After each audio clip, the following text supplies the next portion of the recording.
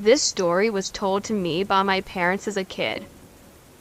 My parents grew up in a small town in northernmost part of Jefferson County in Alabama. Now, back in those days, our town was very small, and around the late 60s and early 70s, there wasn't much to do. One night, they had driven down below the bridge off of Locust Fork River, where teens would often gather. This night, no one was there yet, so they decided to wait and see who'd possibly show up. While waiting, Dad heard a slight whistling sound. He didn't pay much attention to it at first, but as time went on, it got louder and louder. Dad moved the car up the hill a little, under a streetlight, and got out as they started sounding like a little kid. Once out of the car, he could tell it was coming from the woods, down on the riverbank. It sounded like it was coming closer. He said it didn't stick around to see what it was because they left in a hurry, feeling pretty freaked out from that. The following Sunday, a friend asked if he minded going to see him and retrieving his boat that they had left on the river from a trout-lining trip from Friday night. They had left the boat on the bank at one of the guys' land that pool at the bottom of the river. Dad and the guy had to troll up the river to bring down both the boats. While going up the river, they came upon an abandoned campsite.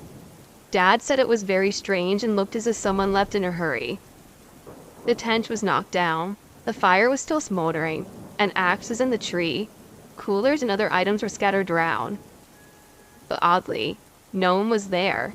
It's as if they had left quickly, leaving everything behind. The friend of my dad made light of the empty campsite and said that whistling creature must have run them off. That's when my dad turned to him and asked him to repeat what he had just said. The friend laughed and said, "Yeah, we had some kind of crazy animal spook us a little Friday night." He said they had gotten all set up, all the lines out, and was just sitting in the boat, tied to the bank, waiting for the right time to run the lines. He said, something crossed the river, was making a sound.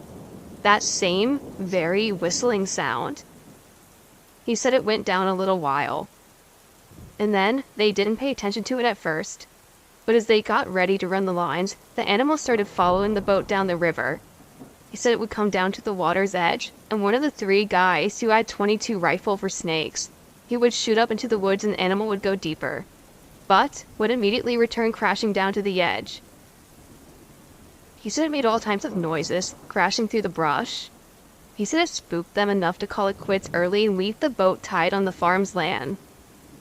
That's when Dad shared with him the experience he and my mom had just a few miles down the road. No one ever associated the whistling sound with Bigfoot until a few days ago. I was watching Destination America, Terror in the Woods Season 1 Episode 3, Hunted by Bigfoot. In that show, the men both mentioned a whistling sound, also describing a sound like as if it were air leaving a tire. When I heard this recorded, and my dad, who was 67, came and watched. The look on his face afterward was priceless. He said, that was 47 years ago. Almost as if he was stunned to hear someone describe a similar creature sound like that today.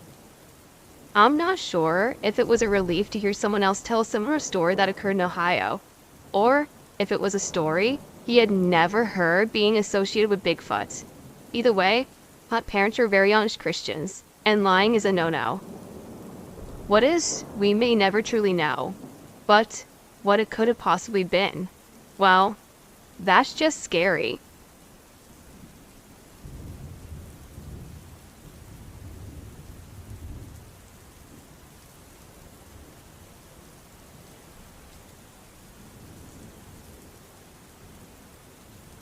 This story happened to a guy who works at my local gun store, way back in 1976. Please keep in mind that the gun laws in 1970s Canada versus 2018 Canada were drastically different to the point where civilians owned and used machine guns regularly. Let's begin. For safety reasons, because this man still owns those weapons under register and license, I will be changing his name to John for the purpose of the story. It was July of 1976. John had closed up gun shops for the week to take a break and go camping with his friends to a regular spot they went yearly. They were going camping in the Canadian Rocky Mountains, which are a beautiful place to be. He took with him 2 co-workers from the shop at the time and 2 other close family friends. They packed some beers and of course their guns and tents. They set out on a 4-hour drive north and arrived later that day at around noon or 1 o'clock. They drove their trucks down some forestry roads for a good 30 kilometers into the Whack Woods. This was because despite machine guns being legal, police and conservation officers at the time would still often bother you if you were using them. They got in and began to pitch their tents, which mainly consisted of old World War II or Korean War military tents, and stored their firearms and tents with them in a large box. They spent the day doing some shooting at just about whatever they wanted with the exception of live animals. A few beers later, and a cooked dinner, they decided to pack it in for the night at around 11 p.m. The first night, none of the men woke up. However, when they woke up around 7 a.m., they found a huge amount of grass in the clearing that they had set up in the area pressed down. The trail of that grass leading up into the bush was directly to their north as well. This raised a few eyebrows, but they attributed it to deer. During the day's hiking to some shooting spots, they stumbled upon a bog in the middle of the trail, which had not been there the year before. In the mud, they noticed a very large footprint, just shy of being 2 feet long, imprinted in the mud at the edge of the bog. Upon further inspection of the area, they could see the faint outline of the same size footprint almost 5 feet behind it in the dry ground. The footprints continued straight into the bog and out the other side. John and his friends were packing serious firepower at the time. John was carrying a Belgian-made FN FAL battle rifle. All men carried automatic weapons except for one, so they seemed very confident in dealing with an angry animal if it attacked. They continued on and into a valley about 1 kilometer away. While walking down the valley, they caught a glimpse of something peeking down at them from above a ridge. About 3 minutes of walking, a large boulder about the size of a pizza box came down, flying at them with great speed. It was followed by a noise John said he could never forget, which was a blood-curdling scream and growl. Coming from down the valley floor, further away, was another scream, which replied to the first. The men quickly turned back, realizing that there was 2 of them, as all of them loaded their magazines and ammunition to their weapon. They made it back to their clearing by sundown, only to find that their tents had been torn to shreds and everything was scattered about their camp and torn open. One of the trucks had also had a smashed back window and huge dent in the side door, which rendered it useless and unopenable. The men quickly pieced together and began to figure out what was happening. John had always been a believer in Bigfoots and was now positive that they were dealing with one. About a minute later, a friend of John's raised his AKM assault rifle and fired a few shots to the other side of the clearing, saying he saw something huge and black run behind a fallen tree over a top of a ditch. The men then fired a huge volley of gunfire into the tree and suppressed the ditch and tree. As the fire stopped, the same kind of scream was heard from behind the fallen tree. At that moment, from the east of the clearing, a huge creature stepped into it. John described it as being 7 to 8 feet tall and was covered in pitch black hair. It was heavily matted. Its face was ape-like according to him. He estimated that the creature weighed easily 600 pounds. Without hesitation, John fired his FAL at it. Now, for anyone who has a lot of knowledge of firearms, knows that the FAL fires a very large 7.62 x 51 millimeter bullet. On full auto, the weapon was hard to control, but John estimated that at least 5 of the shots connected, not to mention the barrage of bullets from 5 men, which 4 of whom had machine guns quickly cut this creature down. He claimed to have killed it. The sight was something to see, he said, as the creature had been hit over 45 times by various calibers of bullets that were designed to kill humans and nothing else, as they were made for military weapons. All the men immediately jumped into their trucks and sped off to get a forest ranger from the nearest station. Upon returning to the next morning, the body was gone.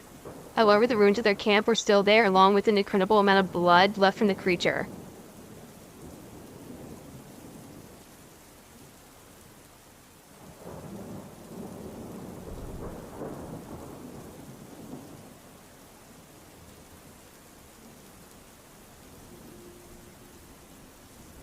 I was walking home from my grandparents' house a couple months ago, and it was getting dark really quick. So I thought it would be quicker to use the old railroad track to get to town. I've walked this track my whole life, but I've always hated walking it at night. It starts off quite peaceful. There is nothing like the sound of the creek flowing beside the track. When I finally passed the first bridge, what's left of it at least, all of a sudden, everything seems to go quiet. So I stop and slowly look around me. I saw nothing, but I have this heavy feeling like I'm being watched. A little ways down the track behind me, I hear something moving towards me. At first, I thought it was my cousin trying to scare me, but he drove home. I started sprinting, and I ran for a while. Then, I hear a man's voice from the tree line scream, "Isa sa sa sa sa sa." This means stop in Choctaw. When I heard it, my heart rate increased dramatically. I felt it in my ears and didn't want to look, but I did anyway. I couldn't see anything because it was pitch black. All I could see was this dark figure. It was darker than the shadows, sitting next to a tree.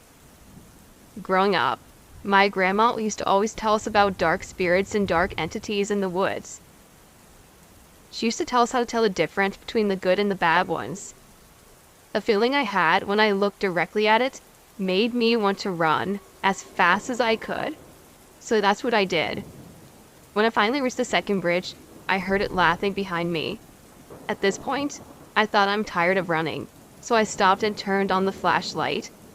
And I turned around and I felt sick to my stomach. I felt weak and dropped to my knees. I no longer had the strength to hold myself up.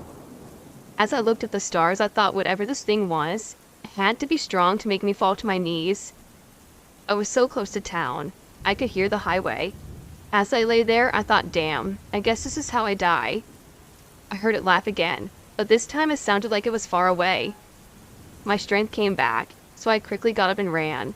When I got into town, I called my cousin to pick me up and take me home. On the way home, I told him everything that happened. At first, I thought he was going to say that I was crazy and laugh, but he didn't say anything and he just drove. When we finally got to the road that my house was on, he stopped the truck. Then he said the same thing that happened to his father when he was fishing a couple weeks before it happened to me.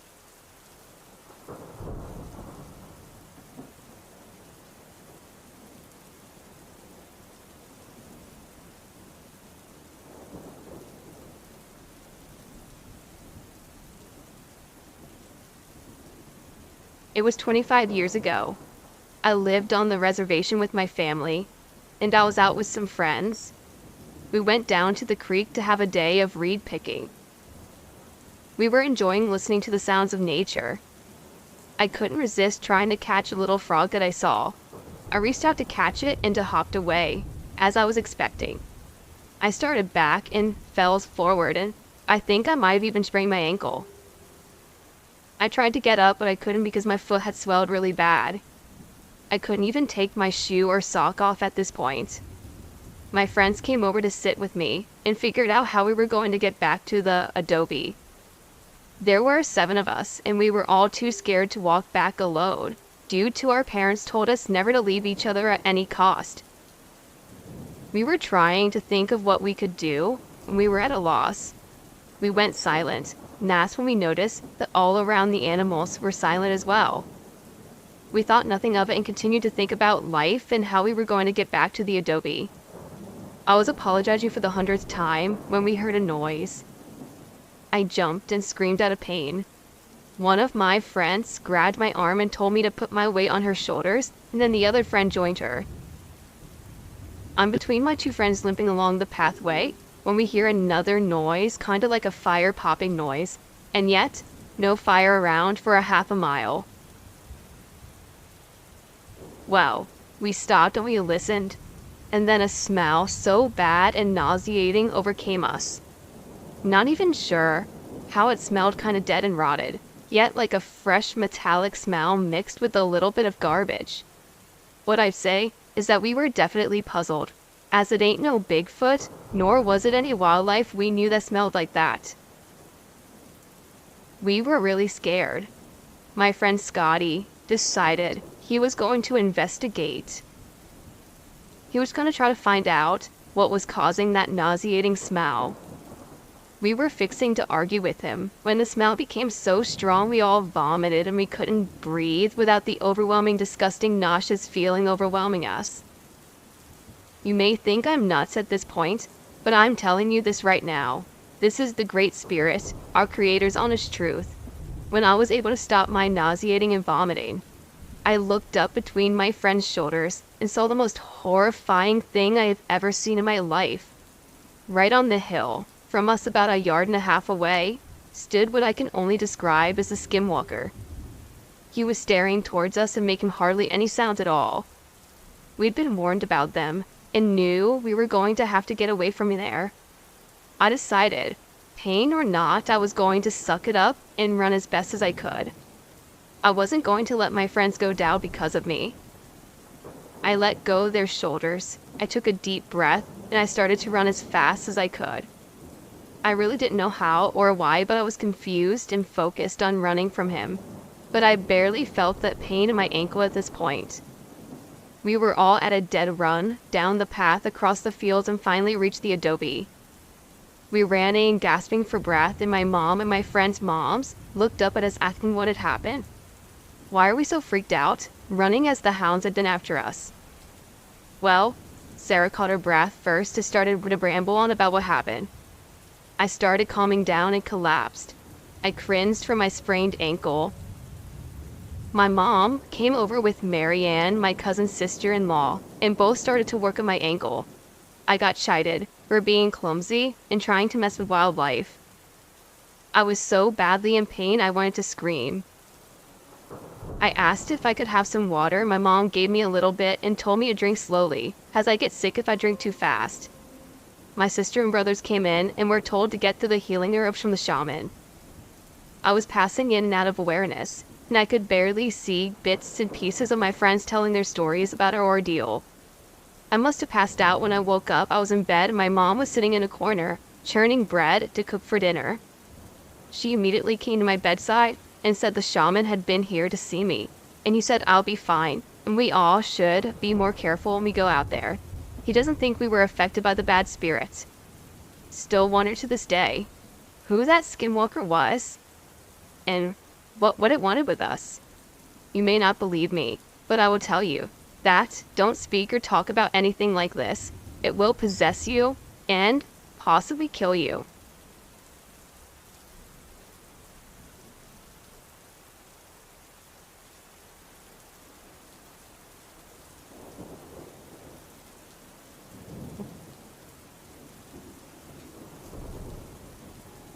First, some backstory and introduction to my surroundings. I come from a small fishing village in the south of Iceland called Eyjarbakki. I regularly go to black sand beaches around my town to pick up seashells, mussels, crabs, etc. Our town has a population of 570 people, but just to the north of us is Selfoss, with about 7,000 people. This sighting happened during the winter of 2016 and 2017, which was a cold one. The part of Iceland that I live in is flat and it has no vegetation. Only flat open field, which allows the wind to pick up, especially when the wind direction is from the north. This winter was not that snowy, but it was windy and cold. On this day, it was sunny and there was no wind, but it was a good -9 degrees Celsius or 15.8 degrees Fahrenheit. This was a perfect day to go to search for some shellfish or crabs, waiting for the high tide and small ponds that form. I jumped on my four-wheeler at first light, which was around 11:03 that day. I only had about 4.5 hours of daylight at that time, So, I was going well over the speed limit on the national highway that connects my town to the port. On that road, you cross a 400-meter-long bridge over the Offlusa River as it meets the ocean. I went off-road about a kilometer from the bridge, and then eventually I reached the beach. The beaches here are dangerous because the waves are huge, but I pushed on. Nothing weird happened at all until about 2 a.m., when I started hearing growling and whining type sounds that a dog would make. I brushed it off as a fox or a mouse, as they are common around the area. When the sun was starting to set below the mountains to my west, I walked back to my four-wheeler. I walked a few hundred meters away from it, and on my back I was picking up bags full of clams and crabs that I had laid down so I wouldn't have to carry them while I was looking for more. As I came upon one bag, I saw that it was torn open. I didn't know what had done it, but I assumed it was a seal or a fox. But as I came closer to the last bag, I saw a giant four-legged creature come out from the waves and dash towards the back like it was an injured dog trying to run, but it was way bigger, and it had an extreme hump on its back. I was still walking, but I slowly stopped as I looked at it, and it looked at me. It made a noise that a seal would make. It took my bag and ran back into the ocean. At that time, I was not scared, I was just shocked. As I was loading up everything, tying my stuff onto my four-wheeler, I heard the same sound at least a few more times. I turned around and I felt my whole body go numb. This thing was easily 3 to 4 feet long. It was about probably 4 foot 8 inches tall. I knew instantly what I had seen, so I jumped on my four-wheeler and sped off. I stopped at some point to look back only to see 3 of these things running towards me. Did the same thing as before, but I never stopped until I got home. My fingers were almost frostbitten because I left my gloves, and it was negative 17 degrees Celsius, or 1 degree Fahrenheit by that time. At home, most people believed me. Us Icelanders are very superstitious, and that Sunday, I went to church to pray for me to never see that thing again.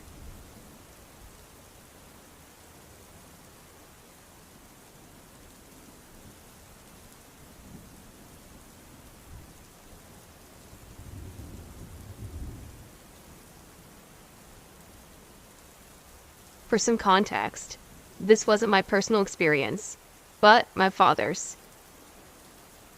We live in New England, in a house next to a road surrounded by woods, barring some acres of clearing for farms and stuff like that. A few years ago, my dad was up pretty late one night and went outside on the porch to get some fresh air. He was leaning against the railing out on the road when he saw a humanoid figure emerge from the woods on the opposite side of the road and bound across it. He said that it went into our neighbor's property and through the woods beyond it. When it was out of sight, he could still hear it running through the brush. According to my dad, it was really lanky and skinny. It could have been about 7 feet tall. It had human-like features and was completely bald all over. He said that his skin looked like a whitish tan color, but he can't be 100% sure. We're all still a little spooked and curious about what this thing might be, so if anybody has any insight, I would love to know.